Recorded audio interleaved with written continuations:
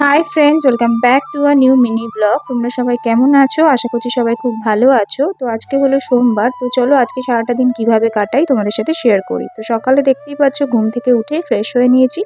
আজকে বড়মশাই যেহেতু ছুটি ছিল, তো সকাল সকালেই উঠেছিলাম। আজকে এখন বাজে হচ্ছে ঘড়িতে 6:30। তো সকালে উঠে ফ্রেশ হয়ে তারপরে কিন্তু আমি একটু জল খেয়ে নিলাম। এরপরে কিন্তু আমি দুধটাকে জাল দিয়ে নেব এবং চা করে নেব। তোমরা তো সবাই জানো, যারা যারা আমার ভিডিও দেখছো। তো দেখতেই পাচ্ছ আমি এদিকে চাটা করে নিচ্ছিলাম, আর ওদিকে কিন্তু বেশ ভালো হাওয়া দিচ্ছিল। তো আমার গ্যাসটা দেখতেই পাচ্ছ যে বারবার করে হাওয়া একটু নিভে নিভে যাচ্ছিল।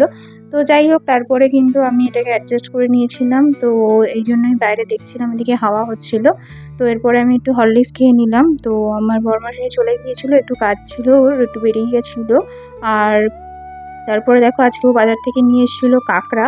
তো দেখতেই পাচ্ছ কাঁকড়াগুলো কিন্তু পুরো ঘিলু ভরা রয়েছে। কাঁকড়াগুলো খুব সুন্দর ছিল, একটু বড় সাইজেরই ছিল, আর ছোট বড় মেশানোই ছিল। তো এখানে দেখো আমি কাঁকড়াগুলোকে ভালো করে ক্লিন করে নিয়েছি, এক একটা পার্ট কিন্তু আলাদা আলাদা করে রেখেছি, কারণ আমি কিন্তু আলাদা আলাদা করে কাঁকড়াগুলো ভাজবো।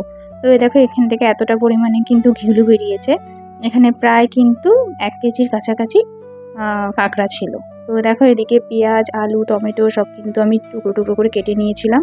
আর এদিকে মশলার মধ্যে জিরে, ধনে, আদা, রসুন, কাঁচা লঙ্কা, শুকনো লঙ্কা আর গরম মশলা, গোটা গরম মশলা দিয়ে ভালো করে কিন্তু আমি মিক্সিতে পেস্ট করে নিয়েছি। তোমরা চাইলে কিন্তু এটা শিলনোড়াতেও বাটতে পারো।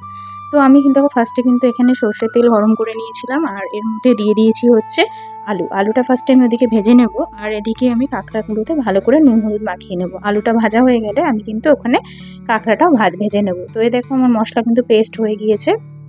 আজকে কিন্তু গরমও ভালো ছিল, যতই হাওয়া দিচ্ছিল না কেন গরমটাও কিন্তু খুব লাগছিল। তো যাই হোক, আজকে কিন্তু সেরকম কিছু রান্না হবে না, জাস্ট কাঁকড়া হবে। আর ওদিকে একটু চাল কুমড়ো করা হয়েছিল, আর কিন্তু কিছু সেরকম রান্না হয়নি। তো দেখতেই পাচ্ছ এদিকে আমি কাঁকড়াগুলোকে পার্ট ওয়াইজ ভেজে নিয়েছিলাম। ভেজে নিয়ে তারপর এখানে আমি কড়াইতে দিয়ে দিয়েছি শুকনো লঙ্কা, তেজপাতা আর হচ্ছে সামান্য পরিমাণে চিনি। এই চিনিটা দেওয়ার কারণে কী বলো তো, চিনিটা দিলে কিন্তু পেঁয়াজটার রঙটাও ভালো হয়, আর কিন্তু এইখানের কালারটাও রান্নার খুব ভালো আসে।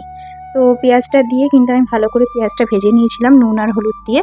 তোমরা দেখতেই পাচ্ছ পেঁয়াজটা কিন্তু খুব ভালো করে ভাজতে হবে, কেননা পেঁয়াজ ভাজার উপরেই কিন্তু এটা গ্রেভিটা খুব টেস্ট হয়। তো আমি সামান্য পরিমাণে টমেটো কিন্তু বেটে দিয়েছিলাম, হাফ টমেটো মতো, আর হাফ কিন্তু আমি এদিকে কুচি করে দিয়েছিলাম। আমি একটা গোটা টমেটো দিয়েছি।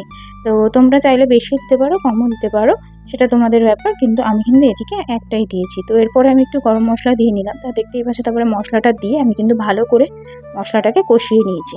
তো এখানে কিন্তু মশলাটাকে খুব ভালো করে কষাতে হবে, না হলে কিন্তু ভালো লাগবে না। তো মশলাটাকে এখানে যখন দেখবে একদম পুরো ভাজা ভাজা হয়ে যাবে, তার